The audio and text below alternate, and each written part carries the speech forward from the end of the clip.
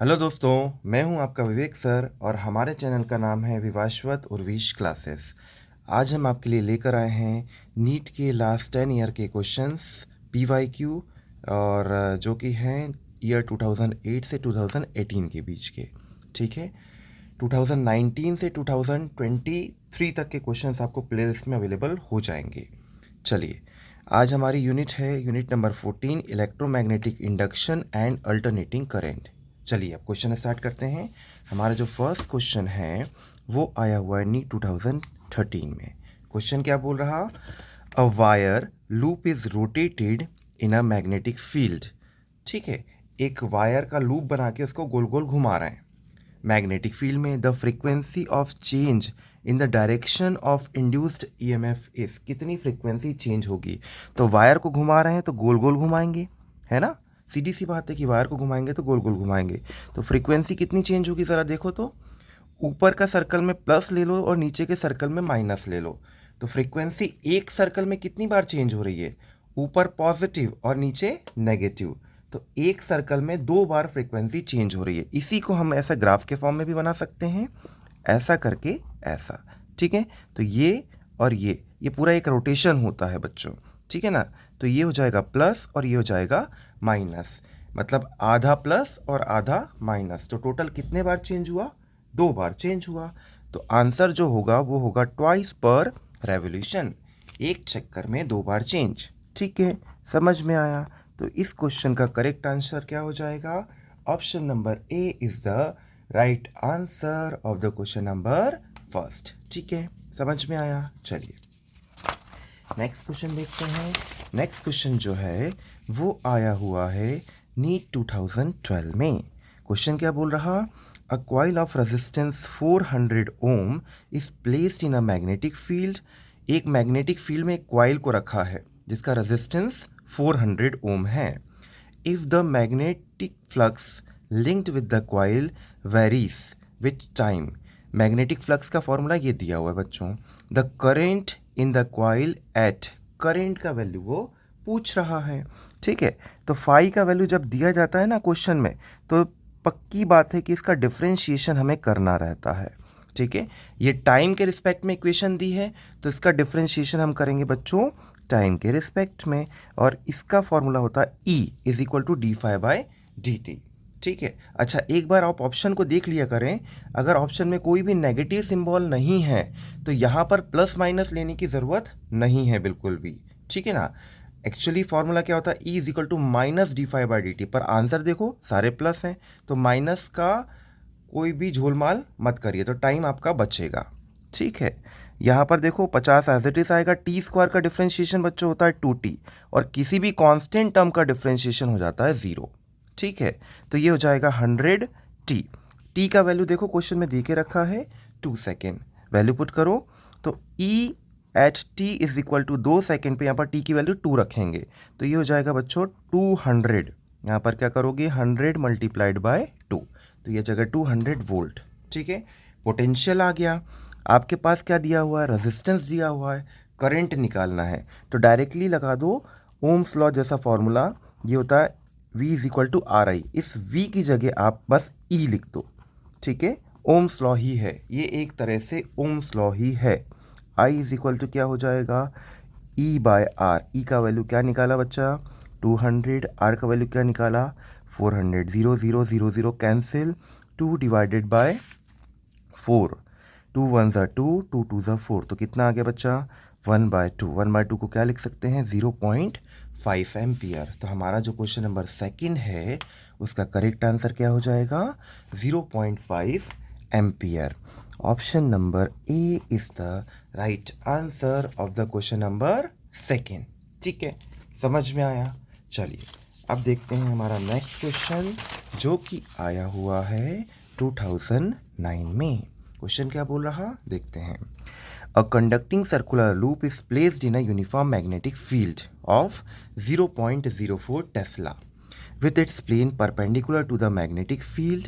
The radius of the loop start shrinking at 2 millimetre पर second. ये millimetre है बच्चों, मिलीमीटर को मीटर में कन्वर्ट करेंगे 10⁻³ the induced EMF in the loop when radius is 2 centimetre. इसको भी मीटर में कन्वर्ट करना पड़ेगा। 2 सेंटीमीटर को मीटर में कन्वर्ट करेंगे 10⁻²।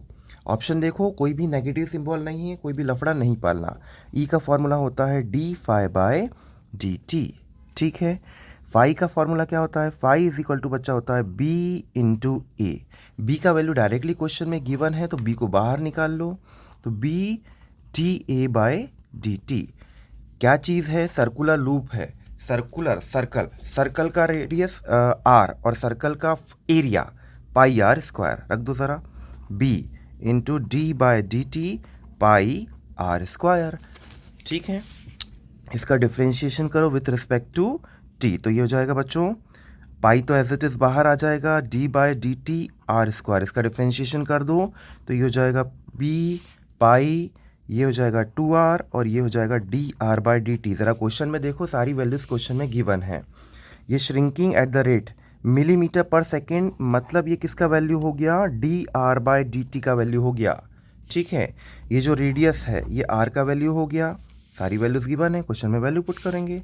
b का वैल्यू कितना है? 0.04 रख दो, 0.04 इंटू पाई की जगह पाई रखो। ज़रा एक बार ऑप्शन भी देख लिया करो, देखो पाई की जगह पाई रखा है, कोई भी वैल्यू रखने की ज़रूरत नहीं है पाई की। ठीक है ना, चलिए, इंटू 2 इंटू आर का वैल्यू कितना है? आर का वैल्यू 2 सेंटीमीटर, मीटर में कन्वर्ट करोगे 2 इंटू 10⁻²। dr/dt का वैल्यू कितना है? 2 मिलीमीटर पर सेकेंड, मीटर में कन्वर्ट करोगे ये आ जाएगा बच्चा 2 इंटू 10⁻³ बस हो गया, सॉल्व करना है। 2 इंटू 2 4, 4 इंटू 2 8, 8 इंटू 4 32.32। ठीक है, मल्टीप्लाइड करो, 10 पावर देखो 3 और 2, 10 पावर ऐड होती है, ध्यान रखना। तो -2 -3 कितना हो गया बच्चा? -5 हो गया। पाई एज इट इज़ करो। ठीक है, क्वेश्चन में हमें क्या दिया है? माइक्रो में दिया है। माइक्रो मतलब होता है 10⁻⁻6। थोड़ा सा चेंज कर देते हैं, 3.2, एक डेसिमल इधर किया तो इसका भी एक डेसिमल उधर चला जाएगा, तो ये हो जाएगा -6 पाई। बस हो गया, ख़त्म, माइक्रो कर दो। ठीक है, देखो ज़रा आंसर, 3.2 इसकी जगह माइक्रो किया है। हाँ, तो अभी इसको हटाते हैं, 3.2 माइक्रो पाई, 3.2 माइक्रो पाई। देखो ज़रा, 3.2 पाई माइक्रो, 3.2 पाई माइक्रो। तो option number A is the right answer of the question number 3। ठीक है, समझ में आया? चलिए नेक्स्ट क्वेश्चन देखते हैं बच्चों। नेक्स्ट क्वेश्चन जो है वो हमारा आया हुआ है नीट 2012 में। क्वेश्चन क्या बोल रहा देखते हैं। In a coil of resistance 10 ohm, the induced current developed by changing the flux through it as shown in the figure। ये दिया हुआ है। Function of time, the magnitude of flux, पाई का वैल्यू पूछ रहा है। करंट दिया हुआ है, करंट दिया है, टाइम दिया है, तो फॉर्मूला क्या होता है? I is equal to 1/r। ठीक है, d∅/dt, ये डायरेक्ट फॉर्मूला आप याद रखिए। अच्छा, अगर ये फॉर्मूला भी आपको नहीं आता है तो ये देखो ज़रा, E इज इक्वल टू क्या होता है? d∅/dt। अभी हमने क्या बोला था? ये ओम्स लॉ ही होता है, तो E की जगह क्या लिख सकते हो? IR। E क्या हो गया? पोटेंशियल हो गया ना, पोटेंशियल की जगह क्या लिख सकते हो? V is equal to IR होता है, तो E की जगह भी क्या लिखोगे? IR। बस हो गया। अगर ये भी नहीं आता तो ये याद रखो बस। ठीक है, तो ये हो गया, यहाँ से IR चला जाएगा नीचे, तो ये हो जाएगा ऐसा। ठीक है ना, अब देखो आपको d∅ निकालना है ना, d∅ यहीं पर रख दो, IR/dt। अब ज़रा देखो क्वेश्चन में क्या दिया है, ये I का वैल्यू दिया है और ये T का वैल्यू दिया है, तो I और T को पास में रख देते हैं, तो क्या हो जाएगा बच्चों? देखो जरा, I इंटू dt और यहाँ पर हो जाएगा R। ठीक है, बस अब वैल्यू पुट करना है। ये क्या दिख रहा है आपको? ये जो है ये एक ट्रायंगल का शेप है, तो जब I इंटू dt करोगे ना तो डायरेक्टली मल्टीप्लाई मत कर देना। ये ट्रायंगल का शेप है तो इसका एरिया निकालना पड़ेगा, और इसका एरिया जो होगा वो होगा एरिया ऑफ द ट्रायंगल, और एरिया ऑफ ट्रायंगल का फॉर्मूला होता है half into base into height. इस फॉर्मूले से लगाओगे। ठीक है, तो ये हो जाएगा बच्चा 1/2, बेस कितना है देखो ज़रा 0.1। ठीक है, इंटू हाइट कितना है बच्चा? इधर देखो 4। बस हो गया। आर का वैल्यू कितना है? क्वेश्चन में दिया हुआ है 10, रख दो वैल्यू, तो ये हो जाएगा 10। 10 इंटू 0.1, 10 इंटू 0.1 1 हो गया, ख़त्म कर दो। 2 1 ज़ा 2, 2 2 ज़ा 4 हो गया 2। हमारा आंसर आ गया। ठीक है, तो इस क्वेश्चन का करेक्ट आंसर होगा 2। Option number B is the right answer of the question number कौन सा है 4। ठीक है भैया, समझ में आया, बी इसका राइट आंसर होगा।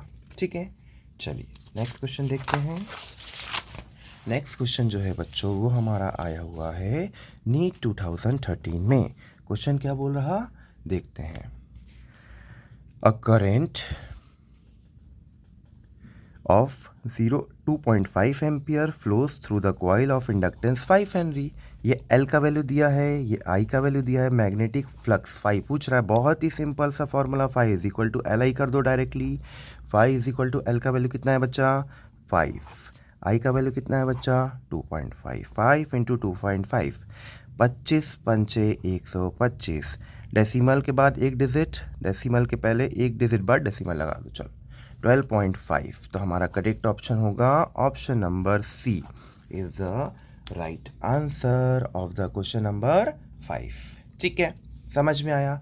कोई भी डाउट हो आप कमेंट बॉक्स में कमेंट करके लिख सकते हैं। हम ट्राई करेंगे आपके सारे डाउट्स सॉल्व हों। कुछ बच्चों ने कुछ थ्योरी टॉपिक भी पूछा है तो उसको जल्दी से जल्दी अपडेट करने की कोशिश करेंगे। ठीक है, बहुत बहुत धन्यवाद, बहुत बहुत शुक्रिया आपका, हमें बहुत प्यार मिल रहा है, इसके लिए थैंक यू वेरी मच। आज के लिए इतना ही।